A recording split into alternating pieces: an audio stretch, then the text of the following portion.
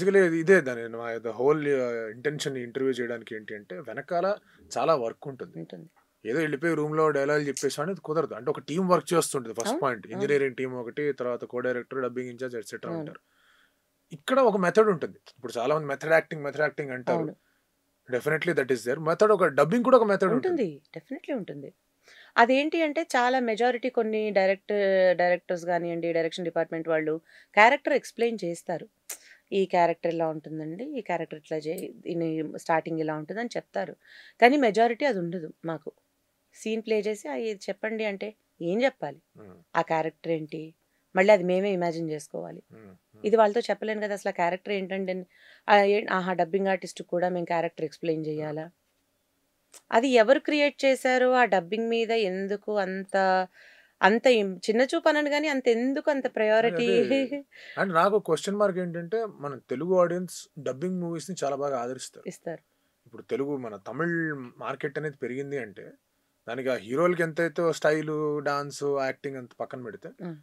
Voice ఆ dubbing ఆర్టిస్ట్‌లో importance అనేది వాళ్ళ చాలానండి. పాత్ర చాలా. అనేది చాలా గట్టిగా ఉంది. చాలా. చాలా. చాలా. నేను ఒక సినిమా 'ఓం' అని ఒక సినిమా వచ్చిందండి. నవదీప్ చాలా హ్మ్. కాలం క్రితం. అందులో ఈవిడకి 'ప్రగతి' గారికి చెప్పా నేను. ఓకే. లిటరల్‌గా అదెంత భయంకరమైన నేను నా లైఫ్‌లో నేను వాయిస్ పోయి సఫర్ అయినది వన్ అండ్ ఓన్లీ మూవీ అంటే అదే. ఎలా అరిచి చెప్పానంటే లిటరల్‌గా ఈ మైక్ మీ దగ్గరుందనుకోండి. ఆ! నేను ఇక్కడి అక్కడి నుంచి నుంచి అరవడం. అంటే నేను ఎంత గట్టిగా అరిస్తే మైక్ అంత దూరం వాళ్ళు కరెక్ట్. పెట్టుంటారు. ఈ ఎఫర్ట్స్ మామూలుగా ఏదో కూర్చొని మైక్ ముందు అని అరిస్తే కాదండి. కరెక్ట్. నాభిలో నుంచి రావాలంటారు. బ్రీత్ తీసుకొని నువ్వు అది చెప్పేసరికి అలసిపోతావు. పైగా ఫిజికల్ యాక్టింగ్ చాలా ఈజీ స్ట్రెయిన్ అవ్వం. కూర్చుని కదలకుండా మనం వాయిస్ తోటి మనం ఎక్స్‌ప్రెషన్ ఇవ్వాలి అంటే నాట్ ఈజీ. సైకలాజికల్‌గా చాలా మెంటల్ స్ట్రెయిన్ చాలా ఉంటుంది దానికి. ఇంపాక్ట్ చాలా పడుతుంది. అది చాలా మందికి తెలీదు. ఏముంది డైలాగ్ చెప్పొచ్చేయడమే గదా! అంటారు. అదే. అది సంహౌ నేను చాలా మందికి అదే చెప్పే ప్రయత్నం చేస్తా గానీ ఓవర్ ఎ పీరియడ్ నాకనిపిచ్చింది. నేనెందుకు ఎక్స్‌ప్లెయిన్ రైట్. జెయ్యాలి? నేనెందుకు చెప్పాలి వీళ్ళకి? అది ఎవరి ఆలోచన వాళ్ళది. రైట్. ఇప్పుడు మనం ఇండస్ట్రీలో మనం మాట్లాడుకుంటూ ఉంటే యూనియన్స్. హ్మ్. ప్రతి దానికి ఒక హ్మ్. యూనియన్ అది హ్మ్. కూడా ఉంది.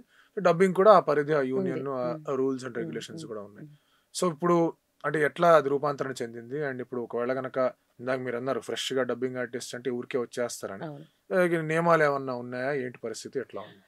ఫస్ట్ చెన్నైలో ఉండేదండి. చెన్నైలో కూడా అసలక్కడేం పెద్ద ప్రాపర్ యూనియన్ అంటూ ఏమీ లేదు. చాలా ఏళ్ల క్రితం యాక్చువల్లీ ఆల్‌మోస్ట్ 30 ఇయర్స్ అవుతోంది. సో, అప్పుడు అక్కడి నుంచి ఇన్‌చార్జ్‌లు కొంతమంది ఇక్కడికి రావడం.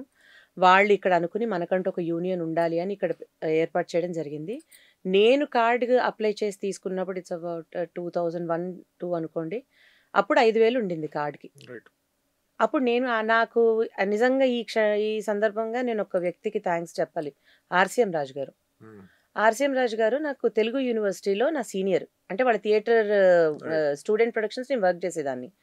తను అప్పటినుంచి నన్ను "నువ్వు వాయిస్ బావుంది. డబ్బింగ్‌లో ఇప్పుడు కావాలి. నువ్వు కార్డ్ అప్లై చెయ్యి" అంటే నాకవన్నీ కార్డ్‌లు గిడ్లు లేదు. నేను ఆర్టిస్ట్‌గా బిజీ ఉన్నా. నేనొచ్చి నీ డబ్బింగ్ ఎందుకు చెప్తాను అంటే, "అలా కాదు కార్డ్ తీసుకొని పెట్టుకో నీకు బావుంటుంది" అని చెప్పాడు తను. ఏ గోల భరించలేకపోతున్నా. ఎప్పుడు కనిపించినా ఇదే అనేసి, సరే నేను మామూలుగా కార్డ్ ఇస్తారేమో తీసుకోవటమో అని నేననుకున్నా. 5,000 కట్టాలి అంటే నేను మా అమ్మకి చెప్తే, మా అమ్మ అప్పుడే హ్మ్. బతకలేక బడికి హ్మ్. పంతులు టైప్‌లో ఆవిడ స్కూల్ టీచరు. "నేను కట్టలేనమ్మా అంత నా వల్ల కాదంటే." సరే నేను చెప్పా. "కార్డ్ ఇప్పిచ్చు. సినిమా డబ్బింగ్‌లు ఇప్పించు. సినిమా డబ్బులొస్తాయి కదా! మీరు కార్డ్ కింద తీసేసుకోండి. నా దగ్గర నేను డబ్బులు కట్టలేనని" చెప్పా. సరే అయితే కానీ ముందు నువ్వు కార్డ్ అప్లై చెయ్యి అని తను అట్లాగే ప్రామిస్ చేసినట్టుగానే వర్క్స్ ముందుగానే ఇప్పించి కార్డ్‌కి డబ్బులు కట్టిచ్చారు. అట్లాగా నా కార్డొచ్చింది. ఇప్పుడు రూ. 1,00,000 కార్డ్‌కి. పైగా వర్క్ గ్యారంటీ లేదు. హ్మ్. ఎవ్వరు వర్క్ గ్యారంటీ ఆ! ఇవ్వరండి. ఇవ్వరు. నేను చాలా మందికి అదే చెప్తా. రూ. 1,00,000 అనేది అట్‌లీస్ట్ నా వరకు నేను ఆలోచించి నాకు చాలా పెద్ద అమౌంట్. కరెక్టే. నేను డెఫినైట్‌లీ. ఎవరి దగ్గరో అప్పు చేసో, చేబదులు తీసుకునో ఏదో ఒకటి చేయాలి. వాయిస్ టెస్ట్‌లు చేస్తారు. సెలెక్ట్ చేస్తారు. చేసి 1 ఇయర్ మిమ్మల్ని చూస్తాం. హ్మ్. 1 ఇయర్‌లో మీ వర్క్ ఎంతుందో, ఎంత ఇంప్రూవ్‌మెంట్ ఉందో చూస్తాం. ఆ తర్వాత మీకు పర్మిట్ చేస్తామంటారు. హ్మ్. అందులో డబ్బులు కట్టేసిన తర్వాత ఎవరుంటారో, ఎవరెళ్ళిపోతారో తెలీదు. తెలీదు. ఇప్పుడు ఇంకొకటేంటి అంటే డబ్బింగ్ చెప్పాలి అంటే కార్డ్ లేకుండా చెప్పేవాళ్ళు బోలెడుమందున్నారు బయట. రైట్. రైట్. ఇప్పుడు మీరు డైరెక్టర్ అండి. మీకు 'శ్రీవల్లి' వాయిస్ కావాలి అని మీరు పిలిచారనుకోండి. Nobody will stop. Right. Director call గాబట్టి. అలా వెళ్లి వర్క్ చేసుకుంటున్న వాళ్ళు చాలా మందున్నారు. కార్డ్ తీసుకుంటేనే పని చేసుకోవాలా అనంటే అంత రూ. 1,00,000 పెట్టి కార్డ్ తీసుకున్నా మనకంత వర్క్ ప్రొవైడ్ చేయరండి. అది మనకి అన్నెసెసరీ అవును. ఇన్వెస్ట్‌మెంట్. అది రాంగ్ అజంప్షన్. ఇన్ కేస్ ఎవరైనా వర్క్ గ్యారంటీ వచ్చేస్తుంది ఇంకేముందంటే అరచేతిలో స్వర్గమే. అది అవ్వదు. ఇప్పుడు రోజుల్లో ఆపర్చునిటీస్ ఉన్న వాళ్ళకే లేవండి. కరెక్ట్. చాలా మంది ఉన్నారు. అంటే సరిపడకంటే ఎక్కువ మంది ఉన్నారు కావాల్సిన వాళ్ళకంటే. వాళ్ళకే పని లేనప్పుడు కొత్త వాళ్ళని తీసుకుని వాళ్ళు ఏం చేస్తారు? ఆ యూనియన్ ఫండ్ ఏదైతే ఉందో అది పెంచుకోవడానికి తప్ప అదేం పెద్ద ఆర్టిస్ట్‌కి ఏం యూజ్ అయ్యేది లేదు. కరెక్ట్. పైగా బయట ఆపర్చునిటీస్ ఉన్నాయి. దానికి కార్డే అక్కర్లేదు వాళ్ళు. ఒకవేళ అవకాశం క్రియేట్ చేసుకోవాలి అనుకుంటే. ఇది ఇక్కడ కట్ చేద్దామండి. ఎందుకంటే దీనికి ఒక రిలేటెడ్ క్వశ్చన్ ఉంది. అది నేను తర్వాత అడుగుతాను మిమ్మల్ని. హ్మ్. బట్ ఇక్కడ పాయింట్ నేను ఇంకోటి ఏం డ్రైవ్ చేద్దాం అనుకుంటున్నానంటే, మీరు 2001 నుంచి హ్మ్. ఇప్పటిదాకా హ్మ్. అప్పుడు మీరు కార్డు తీసుకున్నారు. సో అంతకుముందు మీ అభ్యాసం కానీ ఎట్సెట్రా ఎట్సెట్రా దాదాపుగా మీరు ఒక 25 ఇయర్స్ ఇండస్ట్రీ అనుకుంటే అవును. లాట్ ఆఫ్ సాక్రిఫైసెస్ జరుగుంటాయి కదా లైఫ్లో. ఓహ్! యాహ్!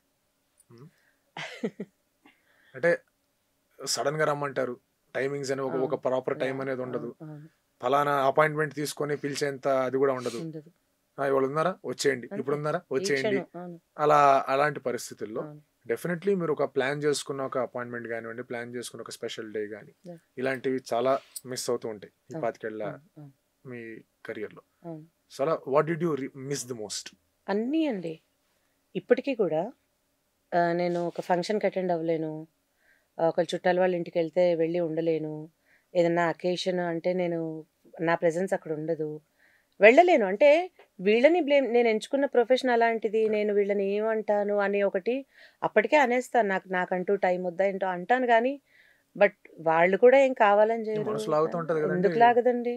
మంచి ఉండదు, చెడు ఉండదు, ఇది ఉండదు. ఏమి అసల పిల్లలతో ఫ్యామిలీతో బయటికెళ్ళడం ఉండదు. వాళ్ళు నాకు ఇంట్లోనే డబ్బింగ్ స్టూడియో ఉంటుంది. నా పిల్లలు చిన్న పిల్ల 7 ఏళ్ల పిల్లలు వాళ్ళు. వచ్చి అమ్మ బయటికి అక్కడ అరవద్దు. బయటికెళ్ళండి ముందు. నేను వర్క్‌లో ఉన్నాను. వాళ్ళ మీద అరిచేయడం. వాళ్ళ మీద అరుస్తా.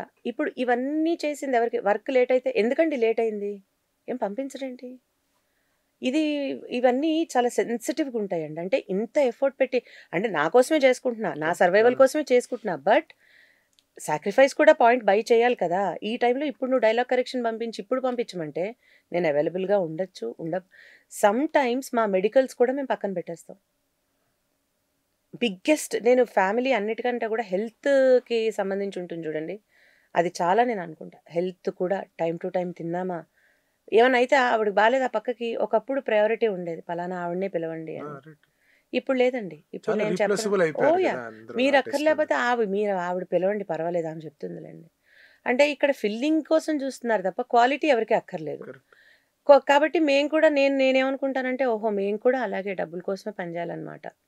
డబ్బులిచ్చారా అంతవరకే. నాకు రూ. 100 ఇస్తున్నాడంటే రూ. 100కి పని చేస్తే చాలు. నేను 200కి పని చేయక్కర్లా. నా అవసరం గాబట్టి ఎంతకాలం నేను సర్వైవ్ అవ్వాలనుకున్నానో అంతకాలం మాత్రమే పని జేయాలి. ఇక్కడ ఎమోషన్స్ తోటి చాలా ఫీలింగ్స్ పెట్టుకుంటే వర్కౌట్ అవ్వదు. ఎందుకంటే వాళ్ళు మమ్మల్ని ఒక పనోళ్ళలాగే అలాగే చూస్తున్నారు. చూస్తారు. ఎంప్లాయీ లాగే. అలాగే చూస్తారు. మేము కూడా నిన్ను అలాగే చూడాలి గదా! నీ అంతే. కష్టం నష్టం మేమెందుకు నీకు ఫైన్ పడితే నాకెందుకు? నీకు లేట్ అయితే నాకెందుకు? అని ఎన్నో సార్లు ఎంత అనుకుంటానో. కానీ అలా ఉండగలమా అండి? చెయ్యలేము. ఇప్పుడు సడన్ గా మీకు ఒకళ్ళు ఫోన్ చేసి ఏమండి మీరు ఏమనుకోకండి ఇమ్మీడియట్ గా డైలాగ్ చెప్పు. రాత్రి 11:30 కాల్స్ అప్పుడు వస్తాయండి. మీరు వద్దు అని కూడా అనడానికి లేకుండా అనలేను. ఛానల్ నుంచి ప్రెషర్ అండి. నీకు ఛానల్ నుంచి ప్రెషర్ అయితే మా ఆయన ఏం అనట్లేదనా? 11:30కి ఎవరో ఒకళ్ళు ఫోన్ అదే నీ ఫ్యామిలీకి 11:30కి ఎవరైనా ఫోన్ చేస్తే how you will react? Definitely. పిల్లలున్నారు, హస్బెండ్ ఉన్నారు పక్కన. అంటే వాళ్ళ వర్క్‌లో వాళ్ళు ఎంత మ్యాడ్ అయిపోతారంటే ఇవన్నీ కూడా ఆలోచించే పరిస్థితి ఉండదు వాళ్ళకి. వాళ్ళ మీద జాలిపడాలో తెలీదు, కోపపడాలో తెలీదు. అన్నీ సప్రెస్ చేసుకొని మన అవసరం ఉంది కదా! మనకు అవసరం కదా! చేసుకుందాం. అన్నీ సప్రెస్ చేసుకొని ఓకే. ఇప్పుడు ఇంట్లో స్టూడియో పెట్టినప్పటి నుంచి ప్రతి వాళ్ళకి ఇంకా హ్యాండీ అయిపోయింది. అంతకుముందు వర్క్ ఫ్రమ్ హోమ్ అది అదొక next level of this thing. So, దాంతో ఏంటంటే ఆవిడ వెంట వెంటనే పంపిస్తారు. నాకు వర్క్ కొంచెం పెండింగ్ పెట్టనండి. ఫస్ట్ నేను కూర్చోలేను వాళ్ళకంటే ముందు. నిజమే. ఎందుకంటే వాళ్ళకి ఎందుకు పాపం ఇబ్బంది పెట్టొద్దు. ఎక్కడైనా ఊరు వెళ్ళాలని ప్లాన్ చేసుకుంటానా? నా ఫస్ట్ మైండ్‌లో వచ్చేది పిల్లలకి పాపం పొద్దున్నే లేపాలేమో, వాళ్ళకి అది కాదు. డబ్బింగ్ వాళ్ళు ఏమి ఇబ్బంది పడతారు? అన్ని ఫినిష్ చేసుకుందాం. ఫినిష్ చేయాలి. అక్కడికెళ్ళినా సెటప్ ఇప్పుడు నేను రీసెంట్‌గా మొత్తం ఒక సెటప్. అక్కడికెళ్ళి మొబైల్ డబ్బింగ్ సూట్ క్యారీ చేస్తున్నా. అక్కడికెళ్ళాక వాళ్ళకి ఒక సీన్, అర సీన్ ఎందుకంటే I can't trouble them. You're నిత్యం అట్ వర్క్.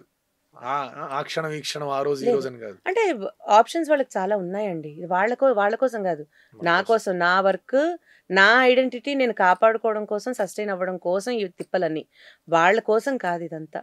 అంటే ఈ సర్వైవల్ గేమ్లో సర్వైవల్ ఎందుకంటే ఇట్స్ డెఫినెట్లీ సర్వైవల్. మీకు ఎంత డబ్బులు వస్తాయి ఎలా 100% ఉంటాను కానీ true. Definitely survival to stay in the true. Industry. ఈ సర్వైవల్లో మీరు ఏం కోల్పోయారు? ఆర్ రాదర్ ఇది వచ్చుంటే బాగుండేది అనే ఫీలింగ్? కోల్పోలేదండి హానెస్ట్‌లీ. మంచిగా అనిపిస్తుంది. ఎందుకంటే మిగతా ఉద్యోగాల్లాగా మనది కాదు కాబట్టి ఎంటర్‌టైన్‌మెంట్ ఫీల్డ్ కాబట్టి ఒకరోజు ఒక సీన్ ఒక రకంగా ఉంటుంది. లేకపోతే ఒక ఎక్స్‌ప్రెషన్ ఒక రకంగా ఉంటుంది. పైగా మన మీద బాసిజం చేయడానికి అంటే మీరిప్పుడు పంపించేది అరగంటలో పంపండి ఇవి అన్నీ ఉంటాయి గానీ మన దగ్గర ఒత్తిళ్ళెక్కువ. అంటే బలవంతంగా ఈ టార్గెట్స్ ఫినిష్ చేయాలి అనేది ఉండదు. ఈ అజమాయిషీలు అట్లాంటివి ఏమి ఉండవు. ఉండవు. లేదండి అరగంటలో పంపిస్తానండి. లేదమ్మా ఓ పావుగంటలో పంపించండి. మనకదే ఇరిటేషన్. ఇప్పుడు 10 మంది 10 సార్లు ఫోను చేసి 10 నిమిషాల్లో పంపించండి అంటే ఎంతమందికి 10 నిమిషాల్లో పంపను అంతే. నేను అదే 10 నిమిషాల్లో.